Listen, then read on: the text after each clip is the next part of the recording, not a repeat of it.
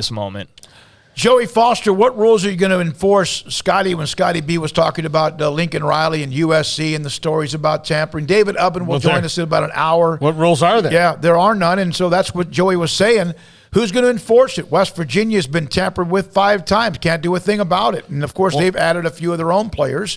Terrell, what's up, 365 Sports family? Long time, no live. Terrell, nice to have you on the show today. You know, and the thing is that there's plenty of laws on the books all throughout the states about, varying, things that NIL can or can't do, but they're probably intentionally vague because I think for a couple reasons. Either those who passed the laws thought the NCAA would take them and fine-tune them and say, well, here's what the specificities are inside those, or they're intentionally vague, as most laws are, so that people with money can get around them. And that seems more like the option B because nobody's breaking any laws. Really, I mean, I'm sure some people might be, but as they go by the letter, but nobody's breaking any rules because the laws are written such that, okay, well, it can't be used as a direct recruiting inducement. While the transfer portal is not a recruiting inducement, I can go in there anytime that I want. And then when I go to sign my NIL deal, even if that was concurrent, as long as it fits within the laws of that state, I think you're fine. I don't even know how. I'm going to read this. This is great to be a blue blood, isn't it? It's great to be a blue blood. I mean, you make all the money, and look, hey, you carved out a history, and you have a big fan base and all that. You know that comes with the territory. So, I'm definitely not knocking the blue bloods, but I do think it's just funny the way it's set up. It's very much like our country and it's like any other business, The big boys get the big piece of the pie and then everybody else kind of fights for scraps. And if you were one of these big schools that were struggling, the transfer portal was a gift in your lap. But I know it's benefited others as well. But now you can be USC and just bring in Lincoln Riley. And it's like, hey, let's go grab the best receiver in the entire country. Boom, go. Let's go do it. And, it's going to be interesting to see everybody keeps saying, oh, there's going to be a correction. There's going to be a correction. Where do you see that coming from? Because I keep hearing people say that, and I don't know where that correction is supposed to be coming from. And, there's just, I don't know, this crazy wave of news that we've gotten, and it's fun to kind of soak it all in. And I know college football reporters love it because it's something to talk about every day. I think that's why they love it more than anything. I think they love it more for that reason than they do the players actually getting paid. I think it keeps conversation going, and that's why it's encouraged more so than maybe talked about in a different light where we do analyze it and break it down rather than just dismissing people when they have an objection to anything related to NIL. And the quick way to kind of shut that down is like, oh, you just don't want players to get paid. It's like, no, that's not it. I just, I went on this yesterday, but just looking at the, fact Addison's in the portal now officially. I mean, we knew that was coming, but that's official now. He is in the transfer portal. It's just going to be crazy to see how this continues to play out. I received a text from a very successful high school coach. I'm going to leave his name out of it. But he just was sending me a text about my birthday, which I appreciated. And I said, hey, by the way, this NIL stuff now within college transfers. And he's told me about even high school players that he was having recruited had been offered some sort of stuff like that. Whoever passed this stupid crap has no idea about sports or probably anything else. I said, they didn't, and they dragged their feet so long, the dam broke, there was nothing. I said, I'm not against individuals or players getting paid, but I'm worried now about what is the team concept of sports. And he said, no doubt. Then he said, I'm okay with players getting some money, but no cap on what they get paid is ridiculous. There is some deep pocket boosters in a lot of places. This is a guy who has multiple players and almost every year at least one or two blue chips that are recruited. College coach was at my place today, our place today, and said that having that they have to text, they get a text from players saying, you all are in my top 5, but can you pay me as much as the other school? This is text that a college coach is getting from a player, a prospect. The recruiter then has to then contact his head coach. Tell him what the recruit wants as far as money, and the head coach then will say, yeah, we can do that, or let me check, or tell them basically to go to hell. This is from a high school coach who has players recruited every year. Yeah, I mean, it is what it is. I went on a little bit of a rant on the podcast earlier today, and here's my thing with all of it right now at the moment is, again, before somebody says, oh, you're anti-NIL, you don't want the players to get paid. But no, not that. But what I do think is being lost is, while it is great that people are getting money, this has all just become about money again.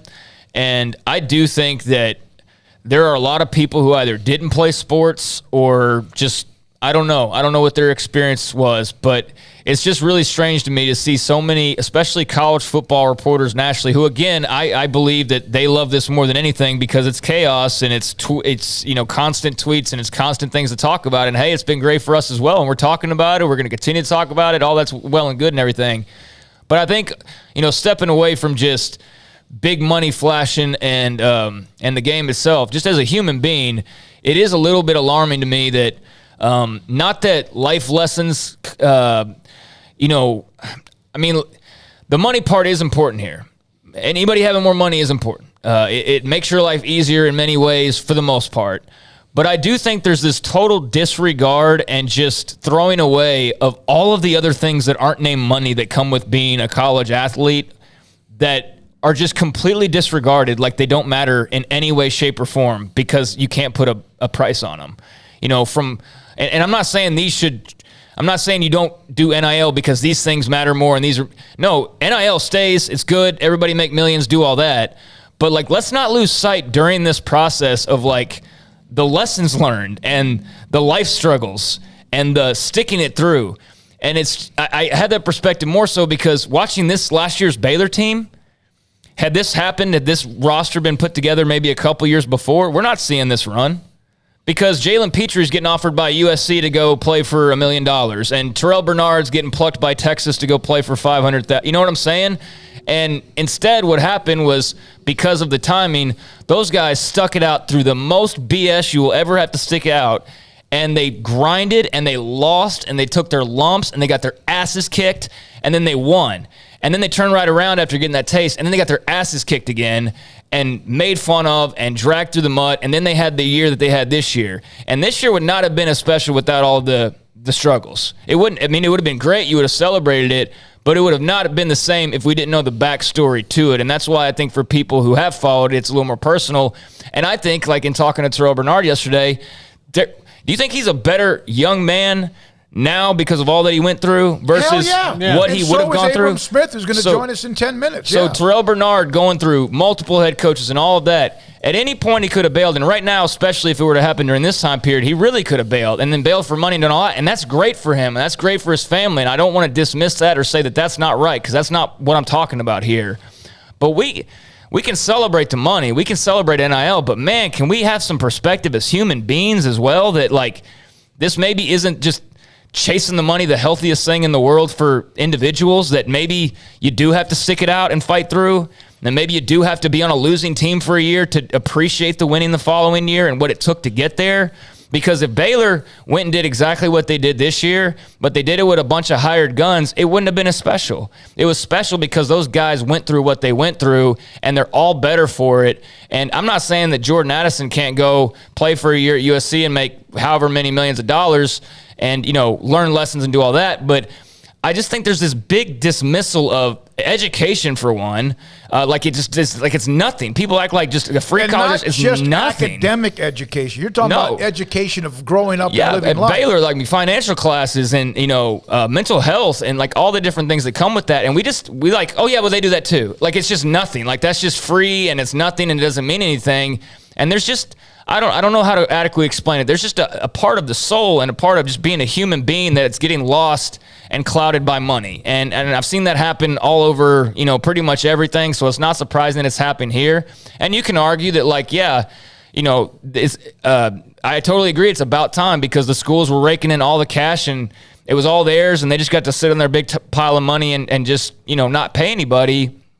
So that wasn't right. But I don't know. I think we're losing the forest from the trees as far as just the human being side of this. But, so long as somebody's making millions of dollars, then it's all good, I guess. I don't know if I'm making sense or not, but. No, you make total sense. Let's try to, we'll put a bow on this. It's great. Great points, great emotions, great philosophy on it as well. We're going to ask Abram Smith that question. Would your career been as, I don't know. Fulfilling? Fulfilling's a great word. A big word for me. But fulfilling had you gone from one place to another as a hired gun compared to what, and not only him, he had to deal with the knee injury and switching positions as well. Yeah, I do think, I think when people say there's a correction coming, I think it's not going to be one that people are probably going to be fond of. What I think is if I'm one of these guys like Life Wallet Clown in Miami, if I'm that guy, if I'm him, the transfer portals to me where that money is more valuable because I know that guys like Nigel Pack can help me. I think where the correction might come is in the initial recruiting. Those numbers might go down and the money might go into the transfer portal, which then makes it even hard. Like recruiting's already hard, and now it's a 365-day year thing because you've got your own players and all the things that can be tampered with. But that's where I think any kind of correction would come. But until new rules happen, it's going to be just piles of money thrown around. Here's the deal. Jordan Addison entered the portal.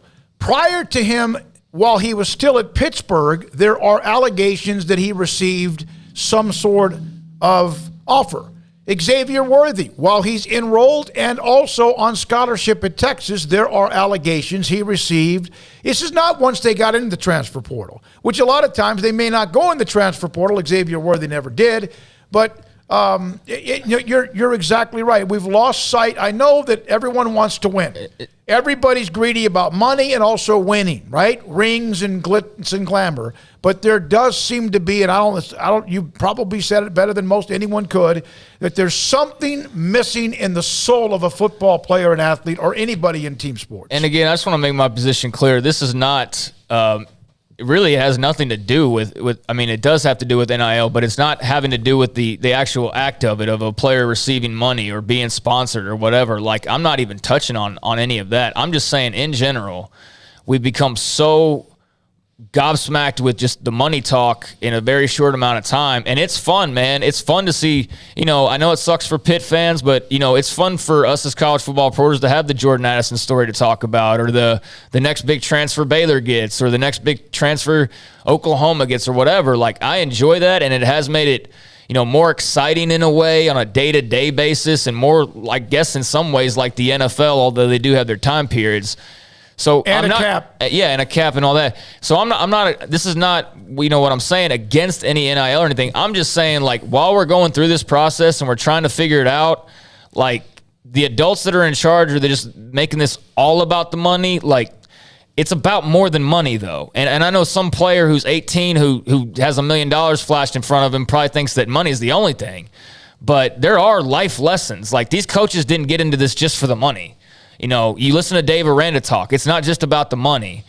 And I know everybody's obsessed with money, but there's just that human element, those personal lessons you learn, those trials and tribulations, not getting the starting spot, but then earning the starting spot, not playing, but then playing 2 years later and being a part of a championship team and you stuck it out.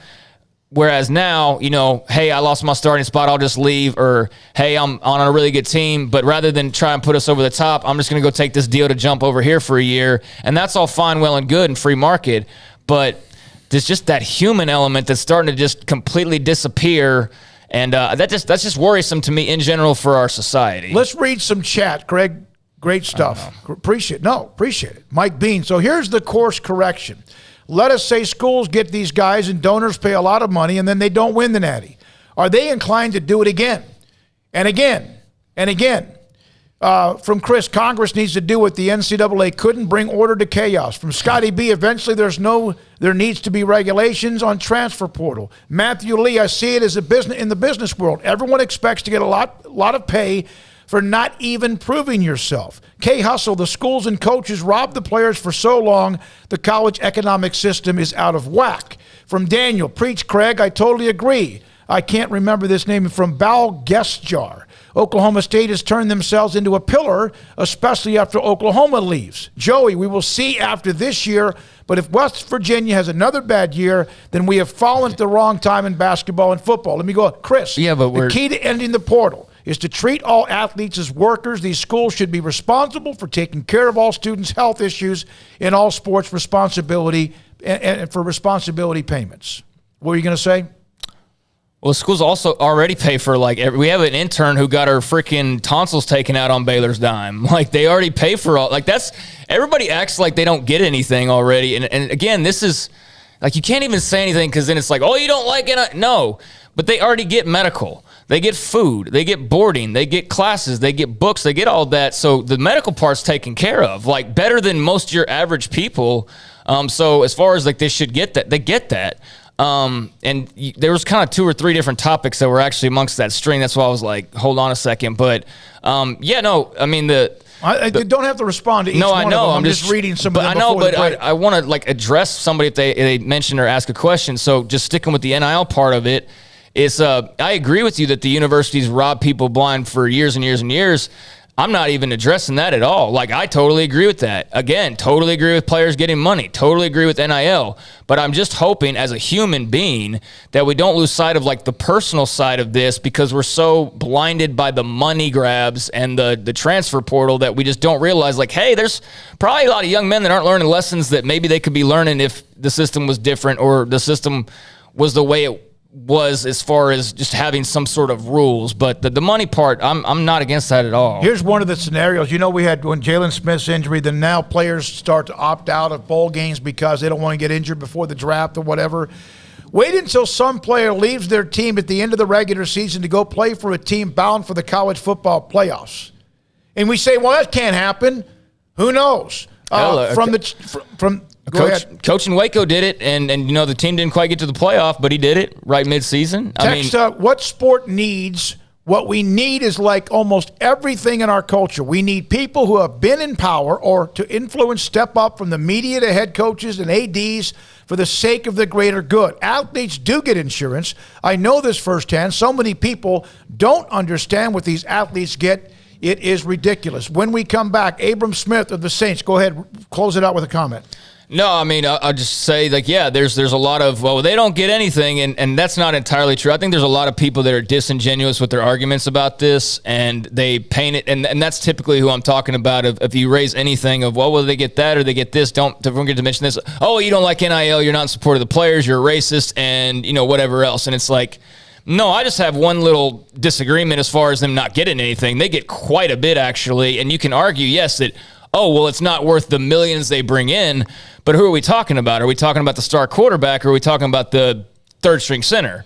Because it's not the same. You know what I'm saying? Yep. But yet, those guys all get the same across the board at the school. So let's not act like they don't get anything. And after all of that, Zachary Whitfield on the chat room. J.A. is coming to USC. Hell yeah. Can't wait to see him with big emoji hearts. Because it is about the wins, and I get that. And J.A., Zachary, if that happens, it happens. Appreciate that. When we come back, let's hear from Abram Smith. Also today at 3:45, another former player who was drafted #1 pick in the second round, Logan Hall with the Buccaneers. Sick 'em. 365.